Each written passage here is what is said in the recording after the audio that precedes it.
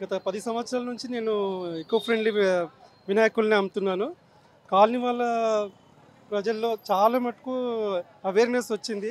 Only మట్టి వినాయకుడినే పెట్టాలని చెప్పి.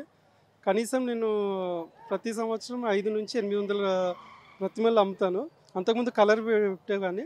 ఇంకా అది నేను బాగా టీవీలో గానీ చూసి బాగా ఇన్‌స్పైర్ అయ్యి గత 10 సంవత్సరాల నుంచి మట్టి వినాయకుడినే అమ్ముతున్నాను.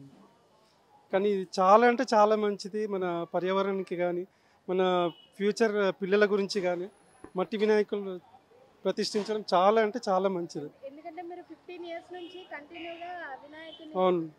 ఇక్కడ అమ్ముతున్నారు. అమ్ముతున్నాను, సేల్ చేస్తున్నాను. డే టు డే ఎట్లా చాలా అనిపిస్తుంది? పెరుగుతున్నది. People awareness. ఫస్ట్ 150 నుంచి స్టార్ట్ చేశాను. ఇప్పుడు 600, 700 వరకి ఓన్లీ మట్టివే అమ్ముతున్నాను నేను. ఫస్ట్ కలర్ అమ్మేవాడిని, అది మొత్తానికి తీసేశాను ఇంకా. ఇన్కమ్ ఎట్లా ఉంది? ఇన్కమ్ బాగుంది, పర్వాలేదు. అది దేవుని దయ వల్ల, గణేశుని దయ వల్ల చాలా బాగుంది.